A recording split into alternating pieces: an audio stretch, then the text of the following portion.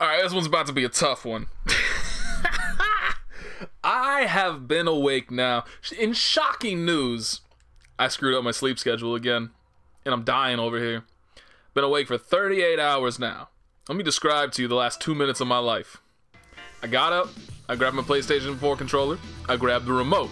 I plugged everything in, I turned everything on, but my TV was set to the incorrect input device, input signal, whatever the hell. I don't know, where am I even trying to go right now? Because I use a separate input for normal stuff and for recording. Promptly lost the remote in those 2 minutes, and it took me another 15 seconds to find it.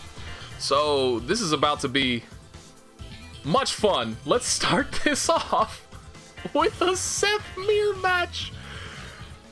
God above, help me. Oh boy. Oh boy. 86% win rate across 1,000 matches. That's impressive in a game like this, where, I mean, like, the majority of people who play this game know what they're doing, because this isn't exactly flying. This is not a game that, you know, 2 million copies of it were sent to distributors, and they've sold through 1.5 million. It's, I wish it was. It deserves it. The amount of effort that French Bread put into this game is more than any other fighting game company that I can think of, period. But sometimes what you deserve and what you get do not equal out, which is a damn shame. But nonetheless, the majority of people you're going to be fighting, again, they know what's up. They know how to fight. So maintaining an 80+% win rate over the course of fighting actually good competition is pretty damn impressive. What I'm basically doing right there, in case it wasn't subtle enough, is that I'm trashing everybody with a high win rate in Dragon Ball FighterZ and saying it doesn't matter. There's no competition. Bam. I'm such an asshole. You know who's also an asshole? Anybody that picks this character. This dude, he pisses me off so much, you have no idea. Like, look at this, he just popped. Hang on, wait, I can't go back, there's no rewind feature. I'm telling you, man, if I ever make a fighting game, which, if I did, it would never be released because I would probably never be satisfied with it. If I ever made a fighting game, the first goddamn thing I'm gonna do, I don't care about frame data, I don't care about animations, I don't care about nothing. I am setting up a replay system that can rewind. That is the #1 goal. Everything else pales in comparison. I'll be the only damn fighting game that can rewind its own replay. Oh my lord, Linne, I'm sorry. Ouch. That is a rough existence. But you also got to admire the perseverance. Like, almost 2,800 matches, I think, if I remember correctly. And you're basically winning 1 out of every 4? It's pretty impressive. I wouldn't stick with that. I couldn't handle that. My pride would be shattered. I'd never pick up a fighting game again. Like, I mean, it's not even that. Homeboy's just fighting outside his weight class. He's got to find better competition. I say that, but he's kind of bopping. Don't believe everything you see, kids. Not everything. Okay, never mind. Believe everything you see.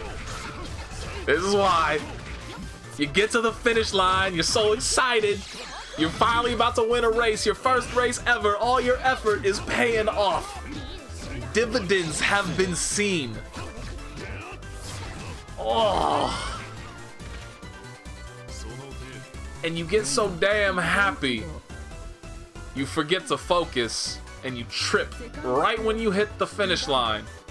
And you sprawl and your nose is just like your nose and your eyeballs are basically inches away. inches away from the finish line, and somebody steps on your back on the way, like, it's not even just that you fucked up, that you made yourself look like a dumbass. Somebody got to be an asshole and step on you on the way just to perfectly encapsulate the moment. Make sure you never forget it.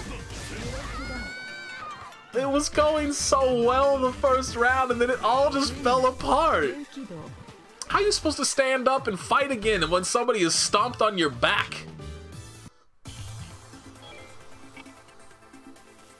I don't want to see more Seth.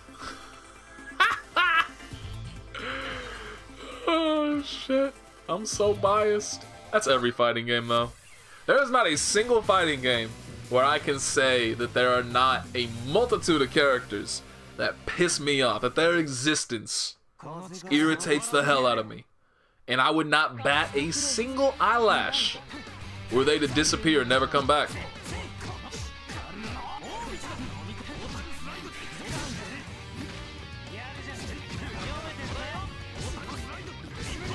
Ooh, good block, good patience.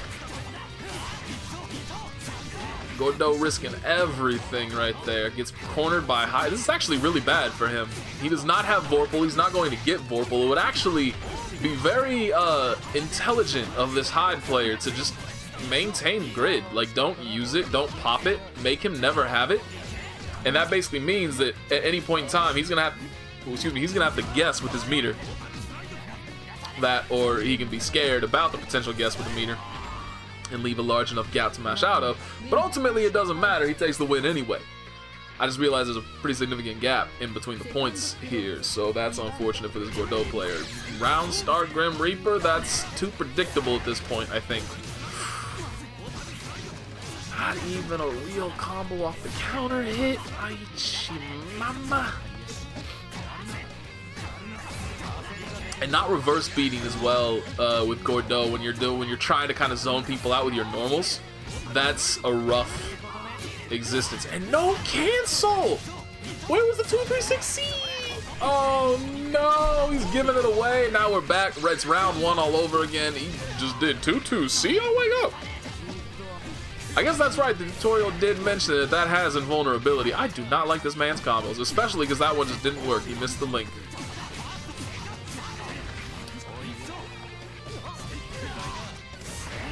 This is most certainly a case. You want to talk about choking at the damn finish line. Look no further. He's dead. This bitch is dead. Wow. Like, there were 5 billion things he could do there that were much better. Pretty much anything he could have pressed at that point was a better choice than that JB was. If I'm being perfectly blunt, that's you hate to see that kind of thing happen. To steal quotations from Monsieur Chris Matrix, let me tell you, one of my favorite things that has come out of Dragon Ball FighterZ is the return of Chris Matrix to the commentary booths. Everybody knows Yipes, everybody loves Yipes, everybody wants Yipes. You know what? I enjoy Chris Matrix more than I enjoy Yipes. So I'm very, very happy that he has returned to the microphones. I believe he was also, in case you want a reason to hate him, if you are a fan of Marvel vs. Capcom 2 but hate what Justin Wong did to it, I believe that Chris Matrix was the originator of that team composition. Ooh, charge characters don't block overheads. I guess not charge characters. People that play charge characters, they don't block overheads. They're too busy holding down back. They're maintaining that charge. Did she seriously just duck under? Is that just a consistent? That's probably something that's just in the game in general. You can probably duck under that for free. I would assume. She can definitely duck under it for free. That's okay. Yeah, that most certainly 100% has invulnerability. See, there we go. That's what you expect. You want to see that reverse beat. Huh. Maybe it is a proximity thing, because that's definitely the second time that she is blocked while crouching. So maybe it is a proximity thing where, like, there's a range where it ceases to potentially hit crouchers. Probably just to prevent the easy spamming of it from full screen. Which I don't really see what the point of preventing that would be, given that it costs you grid to use it to begin with. Because that's its force function, in case you're wondering, and force functions always require, they utilize a bar of grid every time you pop them, but they don't need one, so if you don't have any grid to begin with, you pop it and not really care. But it can be pretty detrimental to your overall gameplay. Like, that's one of the things I didn't realize, actually, because I didn't play enough of this game to really get a deep understanding of the mechanics back in UNIL. But on top of that, I played Nanase, who really didn't get aside from fairly gimmicky setups, didn't really get much use out of her force function. So I just, what the hell? Rewind button. Pretty please. I needs it. But yeah, so I really never used the force function, and so with Enkidu, I came to find out that he gets a very tight block string off of force function immediately canceled into 2-2-B, and it's one of the only, I think there's only 2 moves that you can cancel. Maybe it's 2 other moves. No, it is, because I believe you can charge, fully charge 2C and fully charge 6C canceled into 2-2-B is an airtight block string. I shouldn't say airtight. I believe there is a gap in there that you can reversal through.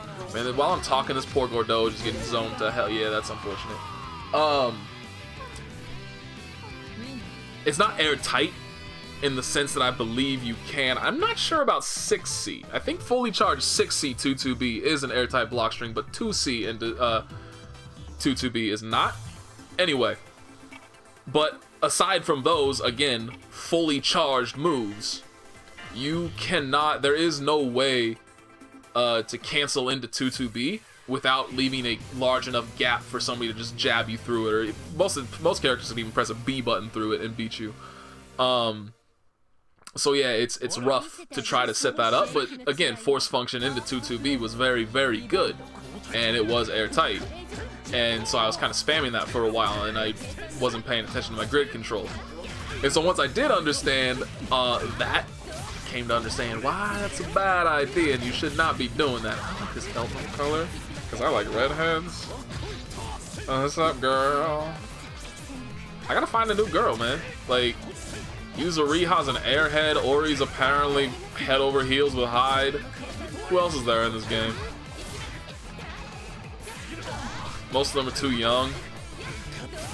Who are the other females? Hilda's nuts. You don't deal with that. Maybe once, but you make sure that you leave a fake name, a fake number, a fake address.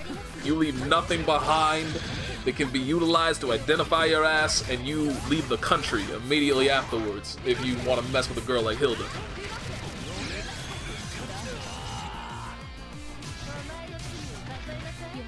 Seriously, why am I blanking on the other femme fatales? Femme fatalis that are in this game. Are there any even more?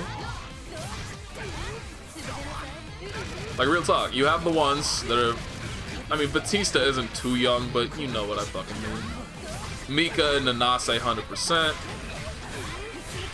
Ori and Yuzuriha, we've been there. Hilda, we've been there. Obviously, Eltnum's right in front of us. I know I'm missing somebody, but for the life of me, I can't think of who.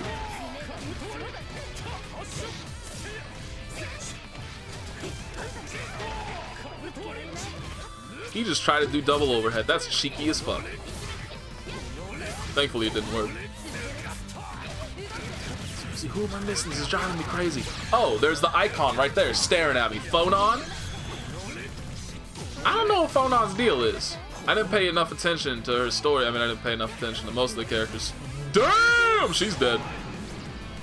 Most of the character stories, but apparently Phonon is like trying to pretend she's some dominatrix woman, but in reality she's like super feeble and doesn't really know what the hell she's doing. I mean, either way, I'm not down with getting whipped. You gotta leave that at your own place. I shall be the one doing the whipping. You know what was super impressive?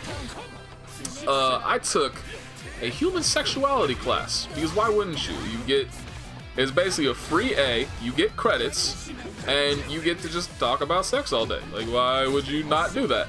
Anywho, we had a guest speaker that I was not aware that he had fuzzy, that's not really a fuzzy, but you get what I mean, standing only combos like that. I was not aware he had those. An S&M couple that came in, because this was back around the time that, oh god, what is it? I can't even think of the name, which is honestly a good thing. 50 Shades of Grey was starting to get popular, and let's just say that its portrayal of the whole S&M thing is pretty awful, to say the least. And so, our teacher thought it would behoove us to see, you know, from a couple that is actually part of that scene, knows what the hell they doing. Anyway, this entirely roundabout discussion that I'm getting to is basically the dude honestly looked like a legitimate cowboy, basically. The woman also obscenely hot. Like, I can't even describe to you how much attention I paid to this woman. Anywho, the dude had a whip, and let me tell you, he knew how to control that whip. He actually challenged somebody in the class, of which I decided to do it because, number one, like I said, that woman hot as hell. And number two, I ain't no bitch. I'm sitting in the front row too, and he looked me square in the eyes too. Like, it was like he was calling me out. Like, man, you not gonna do that to me. I'm coming up there. So we challenged one of us to come up and hold a piece of paper directly in front of us and to not move. And so I did exactly as he said. And this dude was just kind of, you know, kind of idly swinging the whip around, like not really practicing or nothing, just kind of, you know, moving it around. And then he snaps it behind him, and it makes, like, if I cannot describe to you the sound of a whip crack unless you're actually there in person. It is frightening. It's not something that you hear and you're like, yep, something good's about to happen. So anyway, he whips it behind him, and I'm like, oh, what the hell did I just get myself into? I'm about to lose an eyeball right now. Anyway, so he's just, you know, he goes back to kind of idly waving it around a little bit, not really doing anything with it, and he's just talking. I can't even remember what the hell he said. And then all of a sudden, he just snaps that thing forward. I mean, it was the most nonchalant movement I've ever seen in my life, while simultaneously probably being the most controlled motion I've ever seen in my life. I'm holding the paper like maybe a foot in front of me, and he snaps the whip, and the whip cracks the paper, clean cut straight through it, like you would taken a knife straight down the middle. I didn't even, like, I felt no wind, I heard no sound. I'm just all of a sudden holding two pieces of paper and wondering if I'm about to hold that movie moment where, like, I don't really know what happened, and then all of a sudden my head just slides off because it's been cleanly cut in two. Thankfully that didn't happen, but I was curious for a moment. So suffice to say, if you ever see a hot dominatrix woman and she got a dude with a whip, don't try to be bold. Just chill. It's a bad idea. That's the moral of that story. All right, let's see this match. I think this is a terrible matchup for Waldstein. Like, even back in O'Neal, when he was considered top 3, I always felt pretty comfortable fighting against this character with Nanase. Until this happens. Once you get touched, like, she runs the neutral, but once you get touched, it's Waldstein. What the hell are you gonna do?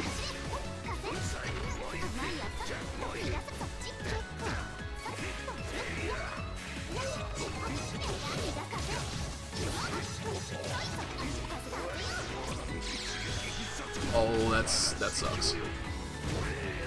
This round's over. Just move on to the next one. Just give up. Let it go.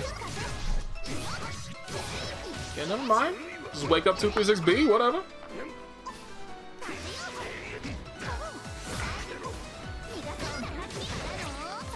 Man, this dude just keeps getting bopped. Random full screen 236Bs and they're just working. The slowest cross under I've ever seen. Oh, what are you, bro? Oh, I don't even know if that was a cross up or not. Why? I know that painfully, actually. The timing to land to do 236B or 236A, actually doesn't matter, into the 6C follow-up and then do a charge JC afterwards, it's actually fairly strict. So a lot of the times you wind up pressing the button a bit too early during your jump startup and you don't get the button at all. It's a damn shame. Alright. Let me actually look through this real quick. Wagner! She's... You know, I'm honestly... Some of you guys were... Oh, Linne. Yeah, she falls under the child syndrome. Some of you guys were talking trash about Wagner, saying, like, she's unbearable.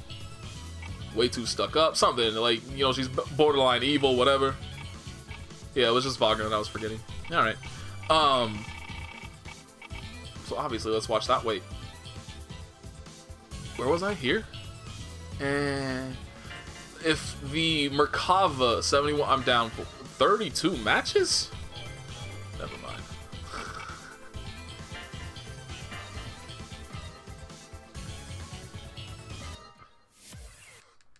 I didn't find her to be that bad, to be honest. I mean, she's obviously got a little bit of a screw loose. But, you know, nobility could be a lot worse. I don't like that. I really don't like... I mean, I really don't feel like there's ever a reason to end a combo with Gordeau with 214B unless you are just too lazy to learn the proper delay timings on his combos. And it's really bad because you don't actually get a knockdown. They tech in the air every single time. And that is not something you want to be doing. Also, he's not hit confirming anything properly, so that's unfortunate.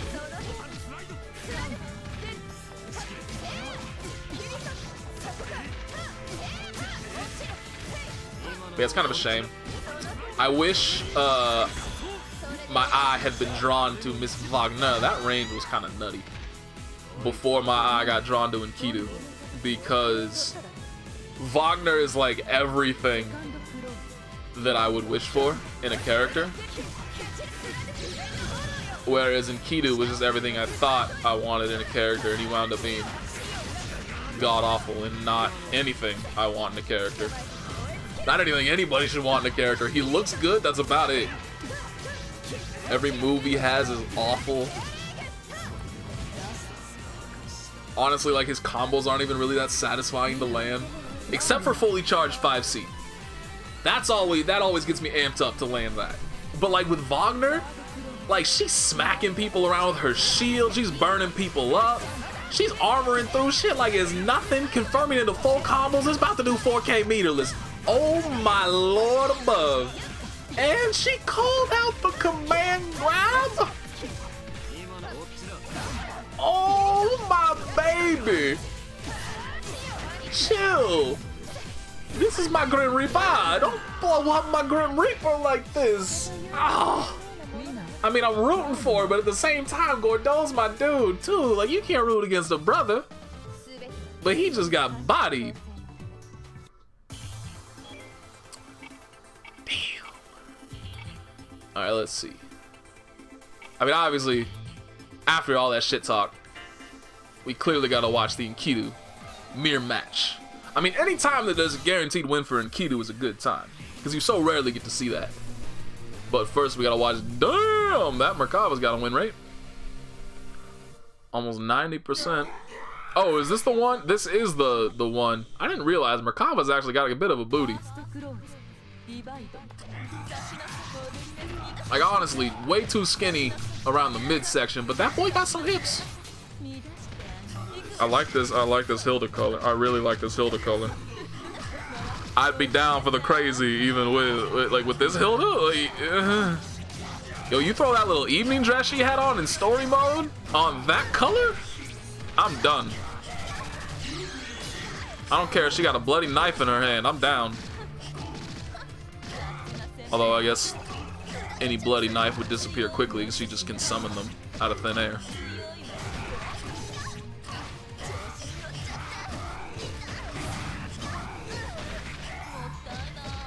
Yikes. Yikes.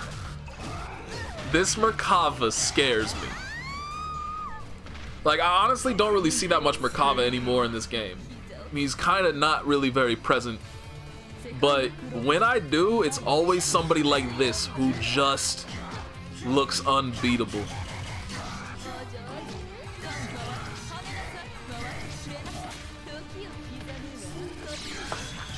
Oh my god! Don't you teleport on me, I don't care if it's online. That didn't even punish. That's unfortunate. That's really unfortunate. She's getting put in the corner. And it's like he's getting to get about 3.5k. And he 3.7. And he gets the setup. Thankfully he ruined it. That was definitely supposed to be before they put her in block stun. It's always super cheeky when you have a character that can do that, that has something kind of independent of the character themselves doing things, so you can kind of do some dirty stuff like that at the same time. And so like people aren't really expecting the throw because they're waiting. They're looking for what kind of mix-up you're gonna run when you're putting forced block stun. And then you just throw them and they feel stupid. I was about to say, you know, we never see the Merkavas lose because they always blow people up, but honestly, this is looking pretty damn good for Miss Hilda.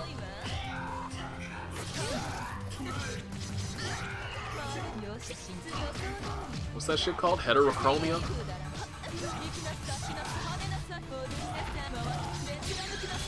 When you have two differently colored eyes. I think that's correct. Youch. This is gonna be a tough run back for this Merkava for sure. Damn, he's trying really hard to catch her. He finally did, but he was expecting her to be airborne. And he just got her like that. Oh no. Oh no. Good block. That's one. You got about 3 more. Never mind. He went for the cheeky throw again. Oh. Oh. Wait, is she dead? She might be. She is. It's gonna be so close. Oh, that's a shame. She was like 50 health away from living through that combo. Because he was not gonna get the meter. Look how much grid she had too. Oh man. Yeah, that is optimization, and that's what you gotta do if you want to rule the world. Oh, which one do I go for? Oh wait, we have to have already seen that one. Have we already seen this one? No, we haven't. No, we haven't, because I started here. Alright, so I'm going to watch this one, and then we're going to end with Gordeau probably blowing up Enkidu. I have to imagine.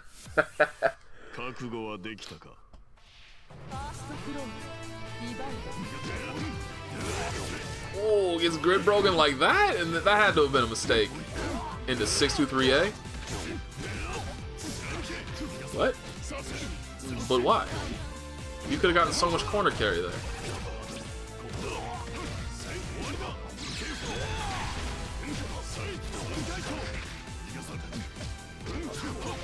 Good, good, good, good. That's probably, honestly, sadly,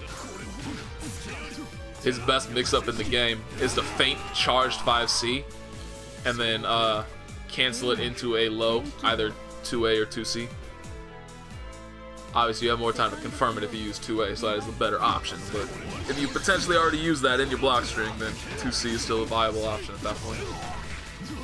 You can't fully charge it. If you fully charge 5C, you can only special cancel it. You cannot normal cancel it.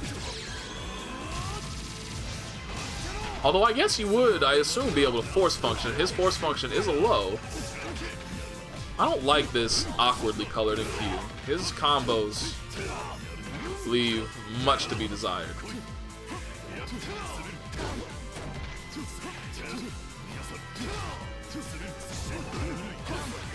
Good interrupt.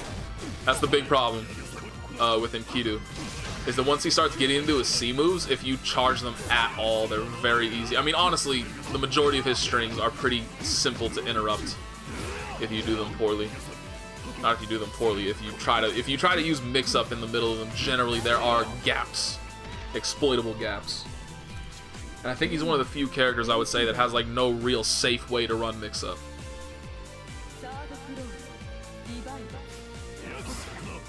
That was cheeky.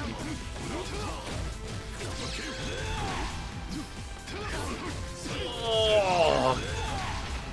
I wonder if that was actually to account for the fact that in neutral he seems to be using 4C quite a bit, and so that wasn't, you know, just a call out for it. Or if that's just a part of what he generally does in neutral. Good block. Bad mash. Yes, that's a special feature of Enkidu. Some of his moves will force a hard knockdown that you can OTG from that you otherwise wouldn't if he has Vorpal and he lands a counter hit on you. So that is an example, which is, I believe, the second hit of his C Rekka, so 5 CC. Oh, is he? No. He's not dead. He can't kill from this. I don't care who you think you are. You cannot kill from this. Gets on with the cheeky counter. And also the second hit of his B Rekka will hard knockdown as well.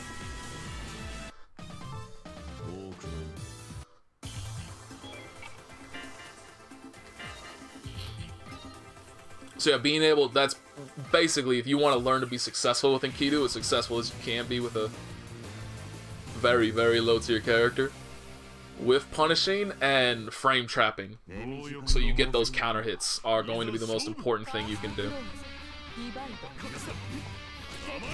I'm surprised he just went in like that. I mean, I shouldn't really be, because honestly it's a threat of that that allows you to do that. Like, you can't really just do things in neutral as Enkidu, because you have to be careful of 236A or 5C. But now Gordeau is cornered and he has no meter and he's definitely not getting grid. Actually, he might recover it before. He's definitely going to recover it before the cycle comes in, but he can't shield anything. Now he can. Oh my god, he just got grid broken again. Holy, this match is going very poorly from a man's Gordeau. This is an ass beating.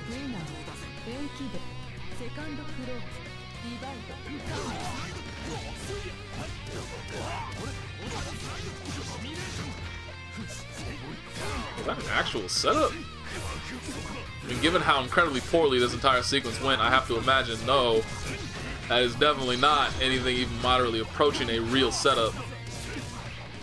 And then he went and did that. I wanted to watch this so we could see some, like, some Enkidu fighting through, persevering against a rough matchup against Mr. Gordeau. And instead, I'm just seeing this man run a train. What? Okay, he's dead. You can't, if he had canceled in 214C, he would have been able to beat that, I believe. I'm not 100% sure about that, but I think. I mean, it makes sense in my mind. Counters are grab vulnerable. I just noticed his little title, Enkidu sucks, rest in peace. Even the dude with a 75% win rate with this character has that as his title. That's unfortunate. Alright, anyway, that is it for me. I hope you enjoyed my delusional ramblings. I'll see y'all next time.